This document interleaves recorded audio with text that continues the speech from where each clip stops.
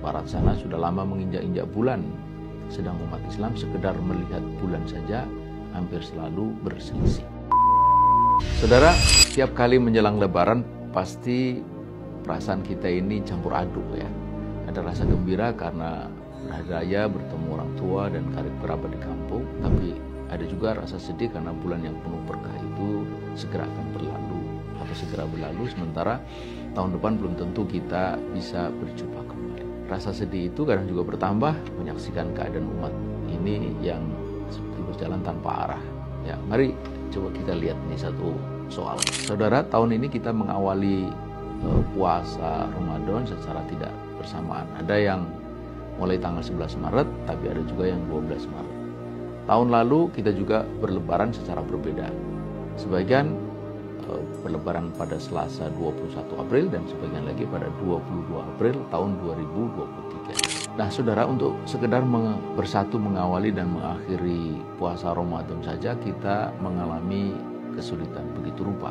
Padahal dalil Al-Quran dan hadisnya sama, yang dilihat juga sama, tapi kenapa hasilnya lebih sering berbeda?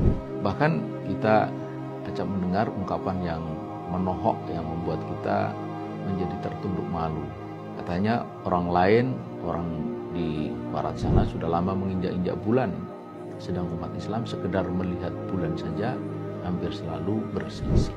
Terkait dengan hal itu, saudara, beberapa tahun lalu saya pernah langsung bertanya kepada seorang tokoh, ini seorang kiai atau ulama yang boleh disebut menjadi figur sentral dalam tiap sidang isbat penentuan awal dan akhir Ramadan, tentang fenomena perbedaan-perbedaan itu. Kepadanya saya bertanya, Pak Kiai, mengapa hasil ru'yat Cakung dan Jepara? Nah, pada waktu itu ada dilakukan ru'yat di berbagai wilayah Indonesia, lalu di Cakung dan Jepara itu terlihat, tapi kemudian hasil itu ditolak. Nah, saya tanyakan kenapa hasil ru'yat Cakung dan Jepara ditolak.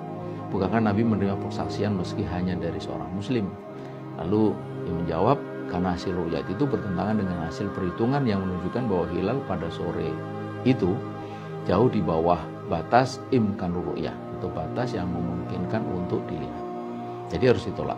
Lalu saya tanya lagi, bila sudah dihitung hilal tak mungkin bisa diru'yat, kenapa tetap saja dilakukan kegiatan ru'yatul hilal? Ia lalu menjawab, karena harus. Lalu saya tanya lagi, kalau harus, kenapa hasilnya ditolak? Nah, itu saudara, kemudian saya sampaikan, nah kabarnya pada hari itu hilal juga terlihat tidak hanya di beberapa tempat tadi, tapi juga di wilayah Malaysia dan Thailand. Lalu saya tanyakan, kenapa kita tidak menggunakan data itu? Bukankah secara geografis Malaysia lebih dekat ke Jakarta ketimbang misalnya kawasan Indonesia Timur, Maluku atau Papua? Mengapa kita memaksakan bahwa hilal harus terlihat di kawasan Indonesia? Ya, kemudian dijawab olehnya, karena kita mengikuti prinsip wilayatul hukmi Indonesia. Indonesia adalah satu wilayatul hukum.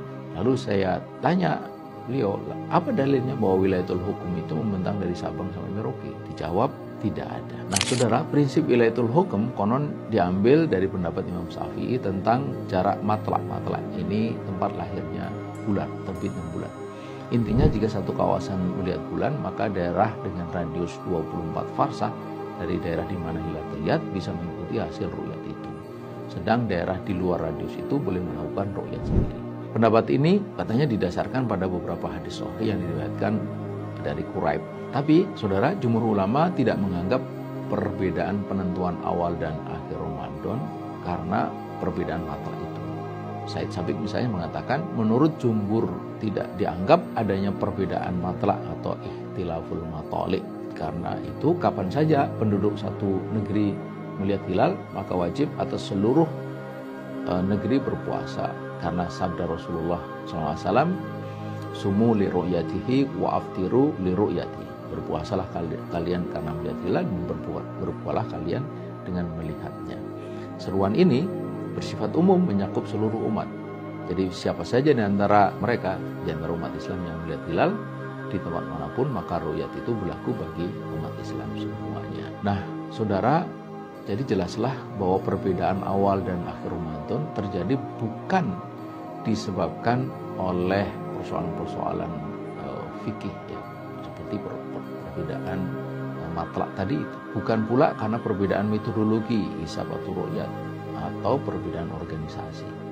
Tetapi nyatalah bahwa itu semua terjadi lebih disebabkan oleh persoalan politik, yaitu ego nasionalisme.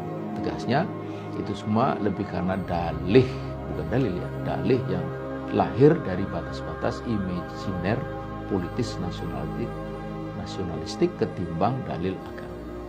Masing-masing negeri muslim menetapkan sendiri-sendiri awal dan akhir Ramadan berdasarkan hasil perhitungan atau ru'yat di wilayah negara itu. Bila di wilayah itu tidak terlihat hilal, maka langsung dianggap hilal tak terlihat tanpa menunggu hasil ru'yat di negeri muslim lain, bahkan di negeri muslim yang berdekatan sekalipun. Padahal penentuan awal dan akhir Ramadan sesungguhnya terkait erat dengan peredaran bumi, bulan, dan matahari. Sama sekali tidak ada kaitannya dengan dalih batas-batas politis negara.